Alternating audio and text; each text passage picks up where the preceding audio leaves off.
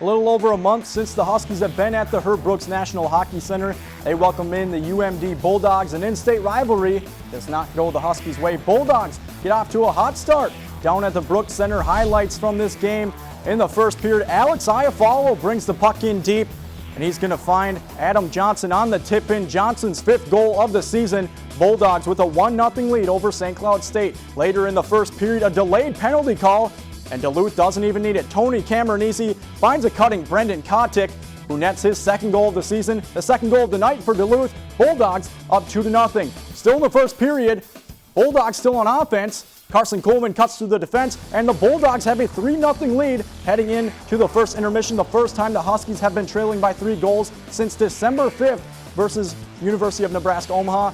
Heading into the second period, midway through the second period is when the Huskies get the offense going. Ethan Prowl finds a cutting Mikey Asimont, who nets his 9th goal of the season. A great freshman year for the Colorado native, but the Huskies offense would not be able to get more past Kaskasuo. Asimont trying to do everything he can, finds Patrick Russell. That one shot just goes wide, but more offensive opportunities for the Huskies. Short-handed Joey Bennick on the breakaway.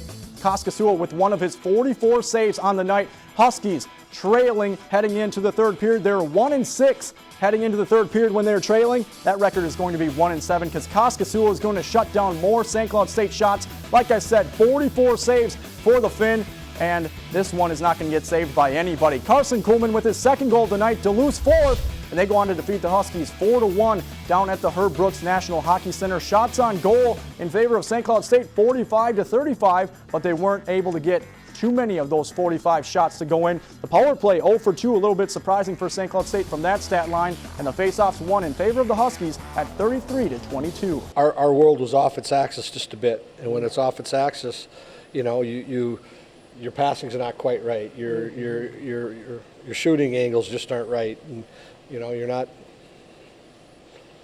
And that's what happened to us tonight. We played better as the game wore on. We hunkered back down in there.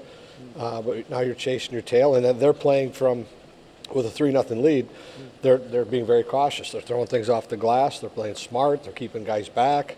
And we had chances to, this is unfortunate with a great crowd. We had chances to score that 2nd goal to really get some things going, and give their goalie credit. He was outstanding tonight. But yeah, we settled back down after we got in the locker room, but we just couldn't we did a lot of things to get back in the game, and we do score. Mikey single-handedly tried to get us back in tonight. He was outstanding. I mean, he can't flinch tomorrow. We got beat in our building. We're not going to hold our heads down. We got to come back tomorrow with much better effort. An up-to-date look at the NCHC standings brought to you by Noodles & Company, and there's no longer a tie for first. In the NCHC, North Dakota sits alone in first place with 50 points following their win versus Omaha. St. Cloud State currently sitting in second with 47 points. Denver right on their tails with 44, and the rest of the field throughout the NCHC. The Huskies will be back at home tomorrow night as they take on the UMD Bulldogs. Husky Productions will have all of your coverage on Fox Sports North Plus. Puck drop is set for 7:07 p.m. and coverage will begin at 7 p.m. on Fox Sports North Plus. So the Bulldogs win Friday. Could the Huskies get the win Saturday? We'll have the answer tomorrow night on Fox Sports North Plus.